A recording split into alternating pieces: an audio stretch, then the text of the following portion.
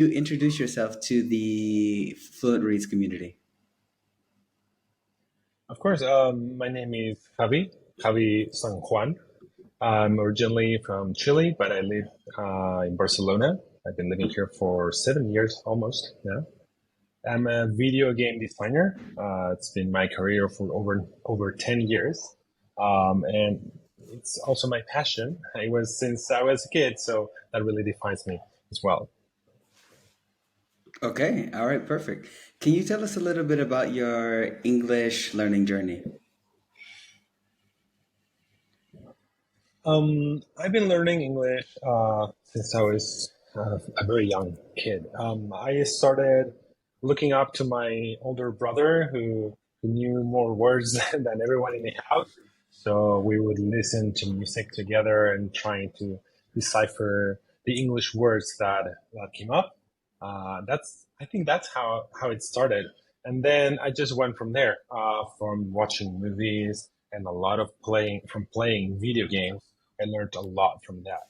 The good thing about video games is that if you want to beat something, like beat the level or I don't know, understand the story to get to the next stage, you need to really understand it. So if you don't have the level of English required, you have to research. So that's what I did. I started playing a lot of the games, and I learned from there out of necessity. And then it's just an ongoing thing. I kept studying it in school and then in college, and now I even work in English. So it's a constant learning process for me. Okay, all right, perfect. Okay, so we're going to move on to our growth series section here. So, how would you define soft skills? Soft skills. I think soft skills are those kind of abilities that let us perform in different fields that you can't really read about them or learn them from a specific source. I think that they are things that you have to put in practice, and it's something that enables you to, especially to interact with other people. This is also very important. But I think the key here is that is something that you learn by practice. So you can have a base, but then you have to put it into practice, and you get better at that. Okay, great. So we're going to start with your list for today. Let's start with career Of course, development. career development. What about it? How can I approach this? So, how would you like to approach it? So, from your personal perspective, what is career development for you? Um, so career development is taking the career you are on at a certain point and getting better at that, increasing the pool of knowledge that you have on a specific field, maybe, or simply advancing through with a specific skill set. I think it's a very wide concept. The Yeah, I think I don't have much to elaborate on that. It's just constant growth for me. Okay. What about career development in gaming? I think it's a very specific thing. The careers in gaming, I think they differ from anything that I know from other people, from my friends and family. Um, First of all, there- most of the people that I work with in gaming, they don't really study for it. Maybe developers, programmers, they do, but they never do it specifically for gaming. There's a lot of self-teaching. Most of the people that I know take their passion as kids and then they build things by themselves. This is how many of the people that I know in this industry start. They created something by themselves. It doesn't matter if it's a little thing, a little game, but that's how most people I know learn. Um, and then eventually, if you are fortunate enough, you can get a job in the industry and you learn a lot from other people by doing. There's a lot of that. Career development in this industry is a lot of learning by doing. Of course, you can always take extra courses and study and go take seminars, but it's the making of games that really teaches you and making and playing. Uh, I always tell my colleagues that if we are making mobile games, which is my specific field, you should play them a lot. And everyone has smartphones nowadays, so it's really easy to just grab your phone and start playing something new that could teach you a new thing. Okay, all right, perfect. Let's move on to the next one. Communication skills. Communication skills.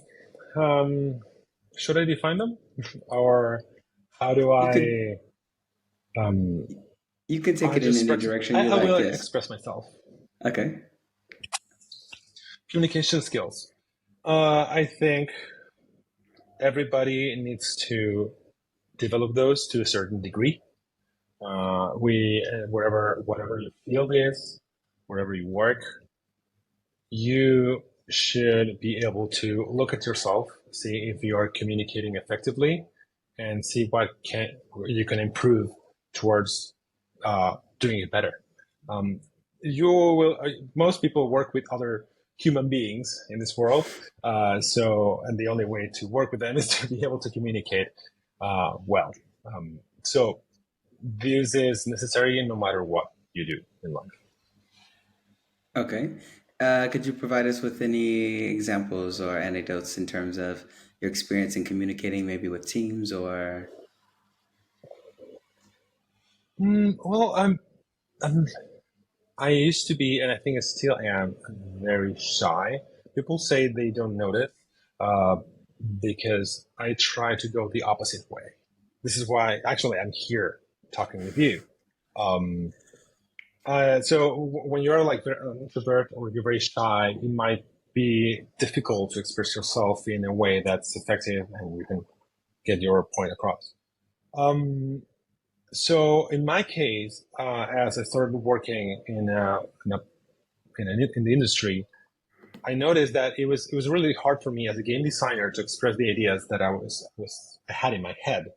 Um, so the best way that I found to improve my communication skills is to take every opportunity that I could to present something, to talk with people that do not exactly know my professional language, uh, and little by little, I feel that I started getting better. Um, if you are lucky enough, some people will also share feedback with you when you present something that you could have done better. Um, and I also, in my case, I took all that feedback very positively, and here I am talking about my experience with you. Okay, all right, perfect. Let's move on to the next one. Company culture. Company culture. That should be the number one thing companies take care of. Of course, businesses are there for making money. I mean, they're businesses. But there's no success without a healthy company culture. I'm very lucky that currently I'm working in a company that pays a lot of attention to that.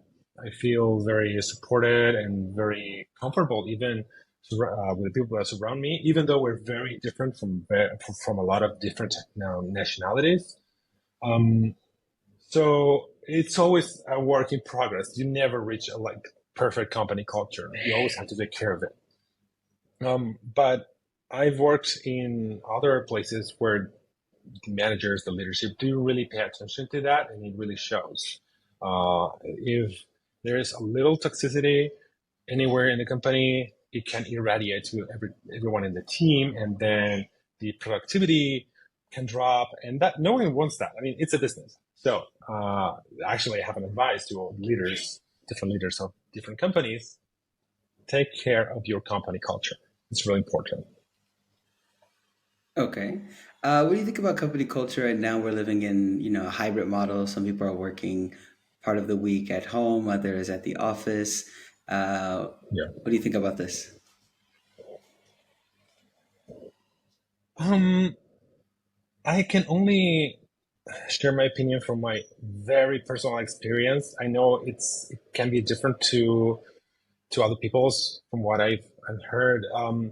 So I was now I have a hybrid model where I'm working, but I used to have my previous job. I had pure remote type of work, and you would think that building a company culture, like a team building and all of that, would be harder. But actually, I think it was very easy for us. Maybe it was because we shared the same language. Our mother tongue was Spanish for all of us, so that made it really easy. And like in the Zoom calls or any kind of meeting, we were always telling jokes, so to lighten up the mood. And everyone was really happy. So I don't think it really depends on whether you have a full remote model or a hybrid model or full on site. There are other things that play a part in this. I was lucky. I was in a place where I felt really great. I do still feel that I'm in a great place. Um, so yeah, this is what I think. My opinion is different from a lot of people. A lot of the other people that you could interview is I don't think it really matters where you are. Okay. Okay. All right. Moving on to leadership. Leadership. Um, what could I tell you about this? Um, I think that a team is can only be a solid team if there is solid leadership behind or leading it. As redundant as it sounds.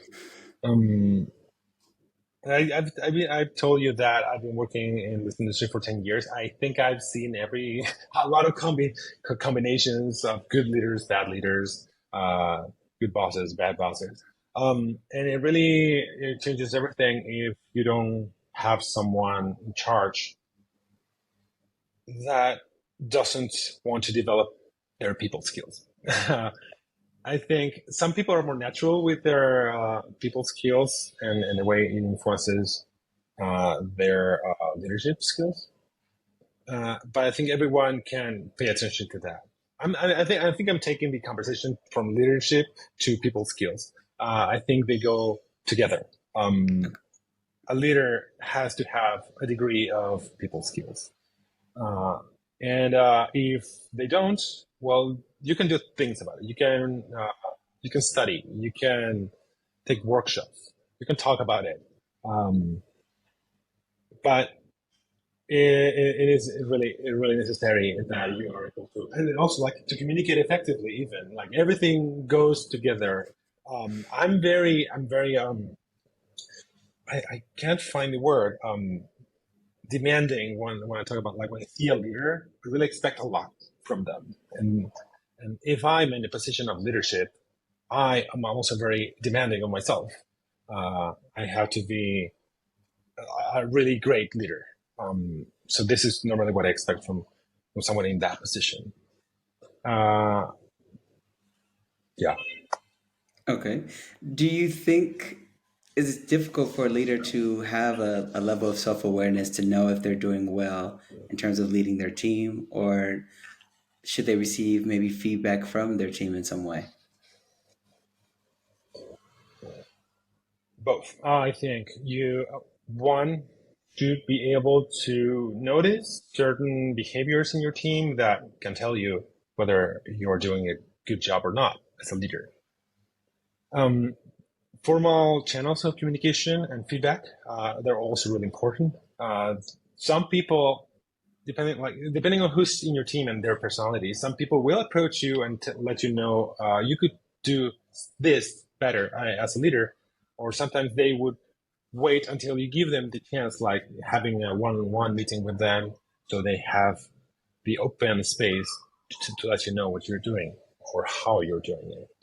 Um, it's and it really varies depending on who's with you in your team. Some people will, as I said before, will do one, others will do the other way. This is why I reinforce the idea that people skills and being able to understand and be empathetic with them and see how they're feeling, even if they're not really sharing.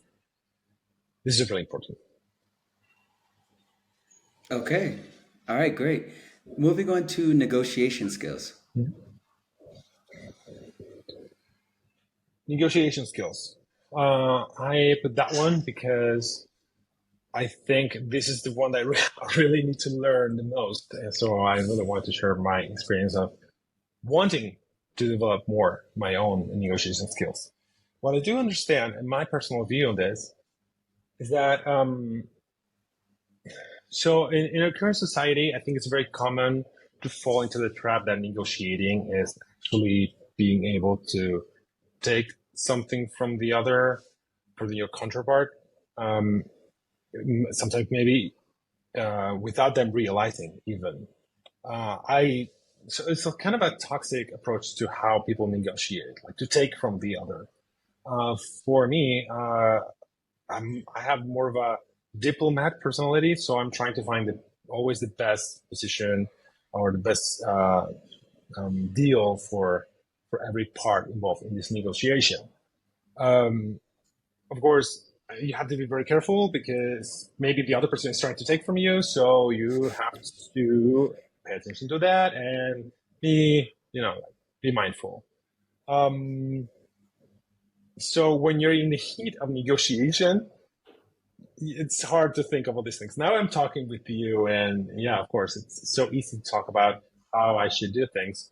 But then when I actually have to negotiate, whether it's with a client or with someone in my own company, it gets tricky. I don't have much else to say about that. I do stand by my principles that of being a diplomat and finding out the best deal for both parts in the negotiation. Okay, all right. We're going to move on to personal branding. Personal branding. What could I say about this? Um, well, what I do believe that everyone has their a personal brand, whether they like it or not, whether they think about it or not. You present yourself to the world in a way. It might be even unconscious, um, but you do. So you start creating this view of your person to the this view of your person to the others that's around you, at work or anywhere else. So this is the one thing. First of all, you have a personal brand that you have built yourself, uh, whether you like it or not. So if this is a reality, maybe you should take care of it as well. And in any way possible. Most people, I think, build a brand through social media. I do it personally. I don't really think much about it, but I do want to present myself to the world in the way that I do. Um, and yes, so you have a personal brand, so take care of it. Okay. All right, moving on to public speaking. Public speaking. Um, that goes with a little bit with along with communication skills that we talked before. As I told you before, in deep inside, I'm very shy, so I'm trying to cover that with by doing things that shy people don't. So I'm always challenging myself, and whenever I have the opportunity to speak publicly or be the face of something like our work, like our game. We built a game and now I have to go out and talk about it. All of that, it's very challenging. Uh, it's scary. I panic a lot, uh, but I think by now I've managed to just take a deep breath, keep doing it. And the best feedback that I've received lately, I actually did some public speaking 3 weeks ago to the entire company, which is 400 people, and it was via Zoom, so it was a little easier. But I was very nervous, like crazy nervous, uh, and no one noticed. And I really asked people that I really trust, and they would have told me, "You look very nervous, but it's fine." No, they even said like, "I didn't even notice, and I know you." So I challenge myself, and it's amazing to see. I'm really happy that it's really paying off. Just learning by doing. Okay. Okay, great. What about the aspect of public speaking in English in a language that's not your native tongue? This is a really good question because I can present very well in Spanish, and I'm not even like I don't even get afraid of anything. But then English, what happens in my head is I'm always thinking if the thing I just said, I used the right words, I used the right, I don't know, the whatever, like tense, I don't know. I'm always questioning myself as I speak. And this is something that I need to control, especially when you're speaking publicly.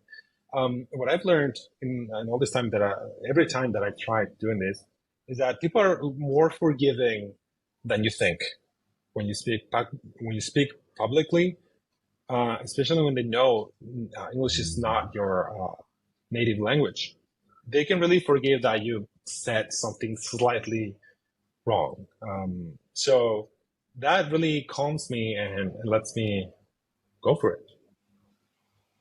Okay. It seems like anytime we speak in another language, there's a certain level of perfectionism that we want to reach. And that's why sometimes we may have that inner Yes. voice. Yes. Okay. So you have to try to calm it down. Yeah. All right. Um, Now we're going to discuss relationship building and networking. Okay. So the relationship building and networking sound a bit like different things in my head right now. So relationship building, if you say that, I'm thinking about building relationships with my coworkers. This is the first thing that comes to my mind. Again, everyone can say, of course, that's important. I will say that again, it's one of the most relevant things that you can actually think of at work. You're not alone. You need to work with people. So I mean, you don't have to be friends with everybody. That's fine. It's just you have to you have to be in a place where you can be assertive and you allow others to be assertive with you. This is key, and this has proven very important in my personal career as well. When you say networking, I'm thinking of another thing. I'm thinking about like going out there and meeting people that would help you develop your career. And that so the first part, like relationship building for me, I feel it's sort of easy because I'm an easygoing guy, I believe. So that's fine. But networking, especially when I have to go out there and find people that would help me boost my own career, I don't know how to do it. I don't even know where to go or how to start a conversation with someone that I don't know. I've done it. I've done it in the past.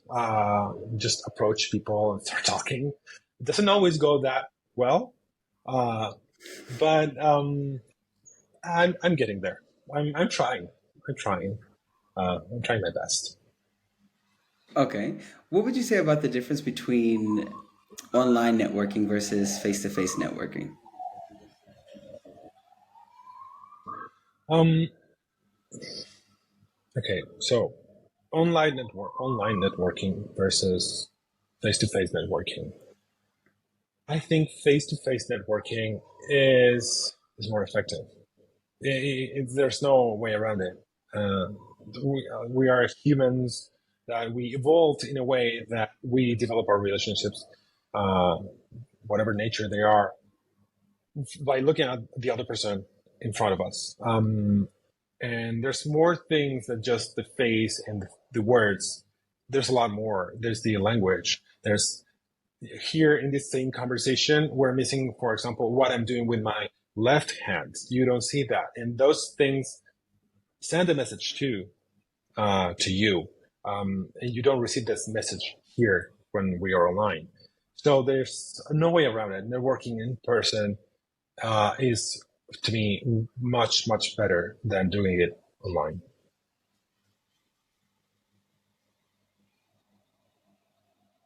All right, perfect. And moving on to teamwork. Teamwork. Um, I'm a fan of good team partners. I pay special attention when I work in teams. I've been working in teams my entire career. I mean, we make games, and you cannot make a game alone. I mean, you could. It's just harder. Uh, I rely. I mean, it's the nature of what I do. I'm a designer, so I only think about how a game has to be. I don't do anything else.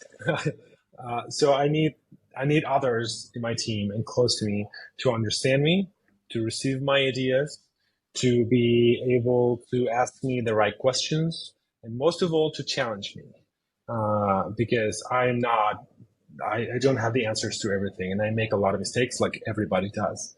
The key to teamwork, to good teamwork, is to be able to, again, and this word comes again, is to be able to be assertive, and say whatever you need to say in the right way and in the right moment.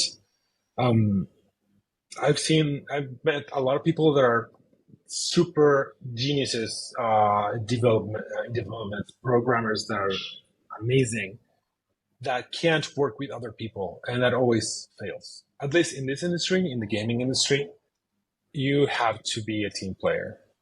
Otherwise, it's not going to work for you or for nobody else. Okay, all right. What do you think the role of maybe a company in improving teamwork in some way?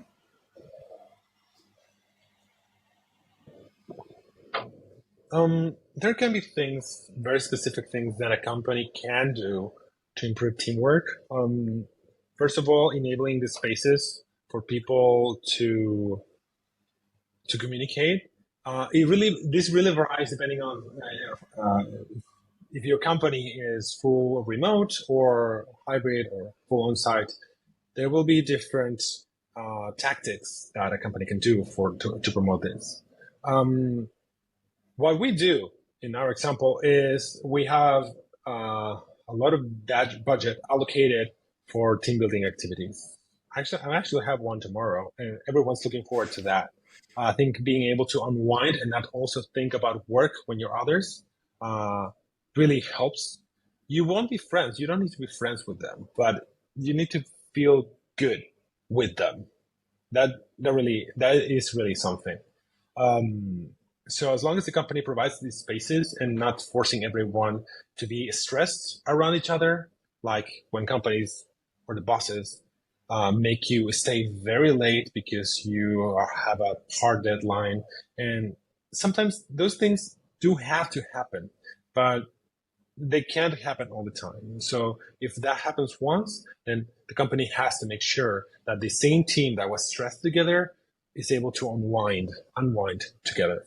Um, the tactics, it can be anything, as long as they do that.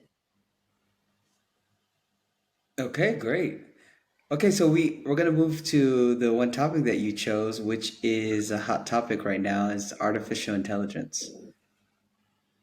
Yes, yeah. I'm no expert in artificial intelligence, but I use it a lot. Specifically, ChatGPT, which is the main tool. I know there are more sophisticated tools right now. I just got used to using ChatGPT. There's a there's a lot of documentation in my line of work. Uh, for example, we conduct several playtest sessions with people, and we record videos, and then we transcribe what they say into scripts.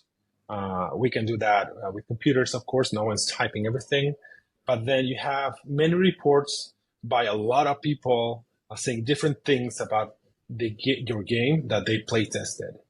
So how do you analyze that? How do you find the main pain points that your players are feeling, are having? Basically, I just feed the bot, as I call it, Mr. Robot. I feed all the documents, all the reports to it, make it read it, and then it immediately comes back with what the players are saying the most often.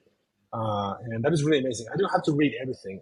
Of course, I do after the AI report. I check back, make sure it makes sense, um, and it actually really helps me to be more efficient. So that brings me to the state of AI in the world. It's an amazing tool. It's not ready yet to make everything for us. It helps us do things, but it's just that it's not there. It's not there really. AI is not ready to replace us. Um, Funny thing though, the ones that fear the most about being replaced by AI in the gaming industry are artists. So that's very surprising because you would have never expected that it's the most creative people, the artists with the job that is the most subjective, even would be the first ones to feel like they are going to be replaced by the machine. You know, um, so there's a lot of reluctance in adapting these tools to our work, to gaming, because of this. I don't think that's what is going to happen, and if it's going to happen, it will take a while. So as long as we keep an eye on what's going on in this AI thing, we can see it coming. The thing is, we have to perceive AI as a tool that helps us do our work better and not do our work. Period. Yeah. Okay, perfect. All right, so that brought us to the end of our topics for the growth series. Now you shared a lot of your point of views on the different soft skills here and also AI. There's always someone who may work in a similar career as yours or would like to in the future. Based on your own experience, could you maybe provide a small roadmap to someone who's interested in your specific position or sector currently? I could share a lot. First of all, if you're interested in a career in gaming, I can only speak for mobile gaming, which is my specialty. Console gaming is a whole different industry. So first of all, decide what you want to do, because most people start thinking about console gaming. That industry is smaller than the mobile gaming industry. There are many jobs in the mobile gaming industry, and it can be as much fun as the console gaming building. So, first of all, define really what you want to do. Play a lot of games and try. I mean, you can enjoy them, but also play games that you would not normally think of playing. Try to find out which are the hits that are out there and play games that are making a lot of noise and download them and start finding out what's so good about them. And the best way to start to enter the industry, I believe, is do things, make things yourself. You don't have to publish your own game. It's not necessary. You can create a board game, a card game yourself, just by cutting out things. Um, Be creative. It really depends on the line of work that you want to follow. You can be a game designer, so you could do that, as that I just said. You could be a game writer, so you can start writing stories for games and share them online. Um, you can start coding a game on a website if you want to program things. There's a lot of things you can do, but do some things. Um, what I've seen when people arrive and they have interviews, the most important thing is to be able to show what you do, because you can talk a lot and you can say a lot of things about I love making games and everything, but have you done something? Whatever it is, it's really important that you start by making things. Okay, great. Thanks for that great advice. Okay, so moving towards the end of our session here, what advice would you give Mhm. someone for improving their English? Um, the most important thing is that you have to expose yourself to the English language. You have to be around people that speak English if that's possible for you. If it's not possible for you, just uh, put every movie that you watch in English and start taking the subtitles off. When you want to enjoy a movie, this is really important. Actually, this is very key. It's a small thing, but if you really want to enjoy a movie, but you turn off the subtitles, like something like inside you wants to make you force you to understand so you can actually enjoy the movie. This is my own personal case. This is how I learned a lot. So that's the understanding. But if you want to speak better, you have to speak it. Um, Depending on where you live, in my case, I live in Barcelona, so it's very easy to find people to speak English with. Just go out there and approach them and start speaking the language. I've seen a lot of people here, specifically Spanish people, that are very shy because they know English, but they just don't dare to speak it because they will make mistakes. You will make mistakes, but the more mistakes you make, eventually you'll get better. So do that. Go out there, speak English. Don't be shy. It will be hard at first, but it will be fine. Great. I think that's great advice. Is basically you have to, in speaking any language, right? And if I'm thinking about my own Spanish journey, sometimes we're thinking so much and we Mhm. have that inner Mhm. voice that's always kind of fighting against us. It fuels our insecurity in some way. Right. But the best way is to just get out there, interact, speak, make mistakes, but increase your awareness of those mistakes and don't be afraid to ask questions. Right. Exactly that. Okay. All right. So this this entire chat here, you've given us a lot of information, and we focused primarily on you. Before we finish, I'm going to give you the opportunity to ask me any questions that you or a question that you may have before we wrap up. I will ask one question, so it has to be a good one. Let me think what this could be. I mean, right now, like I have a lot of ideas of the one question that I could ask, but they're all boring. So maybe I'll just go ahead and ask it. What is your advice for people that want to learn English? What's the best thing to do for people that want to really learn? Okay. So I'm going to focus this question on people who want to optimize their English. What I mean by this is they already have a B2, Yeah. C1 level, and advanced level, because this is different from someone who's actually Mhm. starting, from A1 or from a beginner Of level. course. There's no one formula to this, and this is why I said it's an eclectic method. What I mean by that, each individual has to find out what works for them best. But in order to get there, you need to try Mm. different things. So one thing that I think is quite useful, but it requires work, is when you're learning or when you're watching a movie, you can do this passively or actively. So for example, if you have out a notepad and you're actually stopping this, whether it's with subtitles, and you're taking fragments or chunks from there that you don't understand or that you Mhm. like, um, I think this can be quite useful. Essentially, when you're using a language, speaking a different language, you're kind of creating or cultivating this personality in a way. And you optimize this through imitation. So if I see a native speaker in a context of a meeting or a context in a bar with friends, but I like the way they're expressing themselves, I like the what they're using, it's important for me to take those fragments and then essentially create my own script. What I mean by this is creativity, curiosity is extremely important.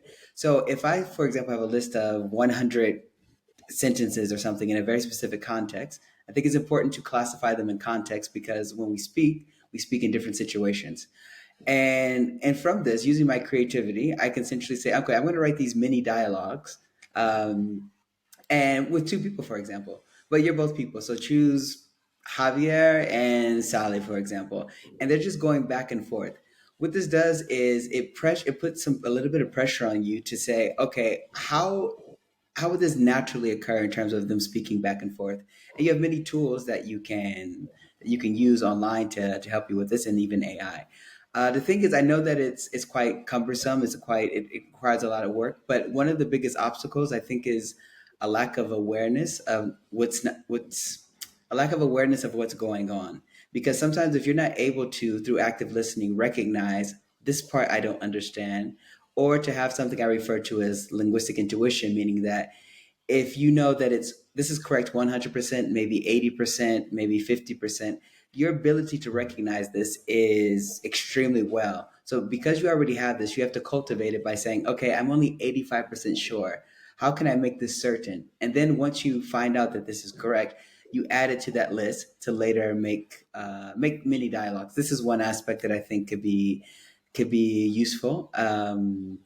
But again, it takes a little bit more time because I think most times we want osmosis to happen. So we're just sitting there watching the movie and things, and it just comes in, Yeah. and we have this friction where I can understand everything when I'm reading or listening, but when I write or speak, it doesn't come out the same way. That ability uh, Mhm.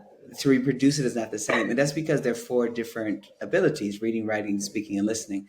So I think increasing awareness, like these are different, but they also have this symbiotic relationship where they're working together. You can kind of identify, well, this is where my obstacle is. I think one of the biggest things is, especially when you're at advanced levels, is autonomy. You've gone through the basic grammar, you've maybe had teachers, you have things, whatever. So now there's a level where it's like, okay, I'm my own teacher, or I'm able to explain this to someone else. This takes more work, but I think it's one of the critical aspects to actually push you forth, and also recognizing those gradual micro improvements. Sometimes we think about those big leaps. You know, when you're like a beginner level, you go to intermediate, and you're like, I'm on a roll, and then we suddenly like plateau a bit. Mhm. So understanding that, wow, from this meeting, I got two interesting expressions, and this is why recording or writing down these things is really important because anytime you have that Yes. negative voice inside that say my English isn't good, I'm not improving, you just open the book and the voice shuts up Mhm. because you see you've chronologically made a list of improvement or things that you've improved. So it's really, I think that one of the biggest things is Yep. confidence, and what kills confidence is typically the inner voice telling you that your colleague speaks better, you'll never improve, or things whatever. You have to give something Yeah. tangible, something objective to kind of quiet, that inner voice. So that would be one of some of my suggestions for that. Thank you. Thank you. Taking notes. I will definitely. Actually, I didn't realize. I think I do that. Sometimes I'm having a conversation in English, and the other person who knows more English sometimes says a specific word that I don't know. I get it by context, but then I like remember it and look it up to know the exact meaning. I've been doing that for a very long time. I think it's a very good way to keep learning once you plateau. You know, as you said. Exactly, exactly. We always have like we have most of us. We all have these devices, these smartphones. So in the Notes app, for example, you just write it down. But it's also important to put a little thing like a Yep. context by it, like this was humor or this was something. Because I think it's really important to have the categories. Because if you just write a word isolated, one of the biggest obstacles, not only in English Mm, or other languages, is words have multiple meanings. So if you don't know the context in which you learned the word, now it's Yes. confusing, and you look it up and they say it Yeah. means this in this scenario, it means this in this scenario. So just write the word or the group of words and then just put maybe in parentheses the context, Yeah. and just have, yeah, just have fun with it. Just have fun with it. Yes. I agree. Okay. All right. Thank you very Great. much for your insight today for the Fluent Reads Growth Series, Javi. Thank you for providing valuable advice for future people working in programming, and also people working, sorry, in gaming, and also professionals in Gaming. general. In the end, we're all here to kind of like help each other a bit and optimize each other by sharing our own personal experiences. So thank you again for spending time with the Fluent Reads community. Thank you for having me.